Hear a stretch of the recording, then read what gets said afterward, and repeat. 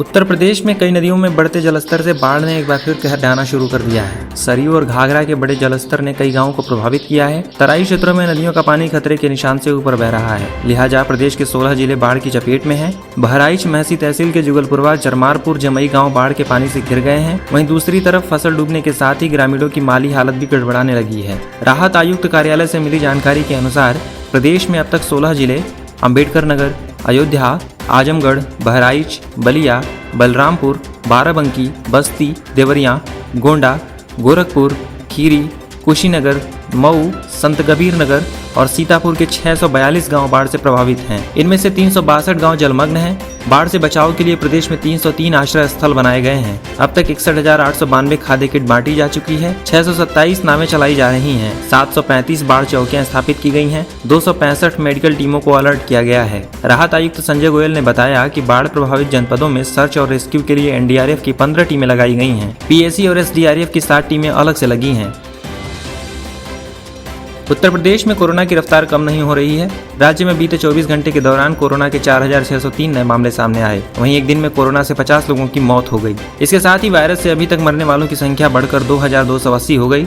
अपर मुख्य सचिव चिकित्सा और स्वास्थ्य अमित मोहन प्रसाद ने बताया कि प्रदेश में एक्टिव मामलों की संख्या 49,709 हो गई है। अभी तक 88,786 मरीज कोरोना से पूरी तरह ठीक हो चुके हैं। प्रदेश में वायरस संक्रमण के 1,40,775 मामले मिले हैं। स्वास्थ्य विभाग के बुलेटिन के अनुसार पिछले 24 घंटे में सबसे ज्यादा 14 मौतें राजधानी लखनऊ में हुई। प्रयागराज में 4 और कानपुर नगर, वाराणसी, आजमगढ़, महाराजगंज और मिर्जापुर में 3 लोगों की मौत कोरोना संक्रमण के चलते हुई। अब तक सबसे ज्यादा 287 लोगों की मौत कानपुर नगर में हुई है। लखनऊ में 182 और मेरठ में 121 लोगों ने इस संक्रमण से अब तक जान गंवाई है। बुलेटिन में बताया गया कि बीते 24 घंटे में सबसे अधिक 621 नए मामले लखनऊ में मिले, जबकि कानपुर नगर में 358 और गोरखपुर में 308 नए मामले सामने आए हैं।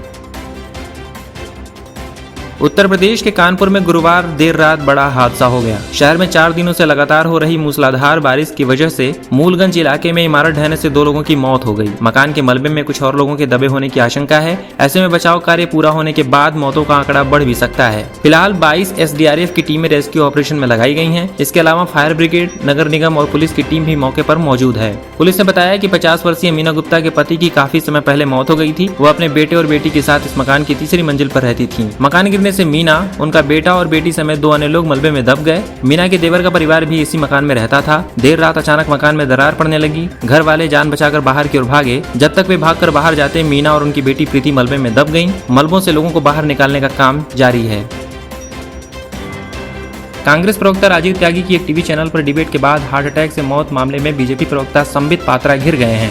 त्यागी की मौत के बाद उनकी पत्नी ने बीजेपी प्रवक्ता पर गंभीर आरोप लगाए हैं। वहीं उत्तर प्रदेश कांग्रेस प्रवक्ता अंशु अवस्थी के नेतृत्व में कांग्रेस नेताओं ने हजरतगंज कोतवाली में तहरीर देकर राजीव त्यागी की मौत के लिए बीजेपी प्रवक्ता संबित पात्रा को जिम्मेदार बताया है। तहरीर में बीजेपी प्रवक्ता समेत न्यूज चैनल के सीईओ और एंकर को भी जिम्मेदार ठहराते हुए उनके खिलाफ एफआईआर दर्ज कर गिरफ्तारी की मांग की गई है। तहरीर में कहा गया है कि बीजेपी प्रवक्ता ने राजीव पर अपमानजनक टिप्पणियां की, जिससे उन्हें दिल का दौरा पड़ा। वहीं राजीव की पत्नी ने वीडियो जारी कर कहा कि उनके पति ने मौत से पहले कहा था कि इन लोगों ने मुझे मार डाला। डिबेट के दौरान राजीव त्यागी को जयचंद कहकर संबोधित करने वाले संबित पात्रा को त्यागी की पत्नी ने अपने पति का हत्यारा बताया है। गाजियाबाद के विजयनगर में पत्रकार विक्रम जोशी हत्याकांड मामले में पुलिस ने 3 हफ्ते के भीतर सभी आरोपियों के खिलाफ चार्जशीट दाखिल कर दी है। मामले के सभी आरोपियों पर गैंगस्टर अधिनियम के तहत कार्रवाई की जाएगी। पूरे मामले की जानकारी देते हुए गाजियाबाद के एसएसपी कलानिधि नैथानी ने बताया कि 20 जुलाई को कुछ हमलावरों ने विक्रम जोशी को गोली मारकर घायल कर दिया था। इसके बाद जोशी की उपचार के दौरान मौत हो गई थी। इसे गंभीरता से लेते हुए पुलिस ने पूरे मामले में 9 आरोपियों को 24 घंटे के भीतर गिरफ्तार कर लिया था। अब मामले में सभी आरोपियों की गिरफ्तारी के बाद जांच कर रही टीमों को जल्द से जल्द साक्ष्य जुटाने का निर्देश दिया गया है। मामले में 3 हफ्ते के अंदर ही पुलिस की टीमों द्वारा चार्जशीट लगाए जाने की कार्रवाई पूरी कर ली गई है। सभी 10 अभियुक्तों के खिलाफ गैंगस्टर एक्ट के तहत कार्रवाई की जा रही है।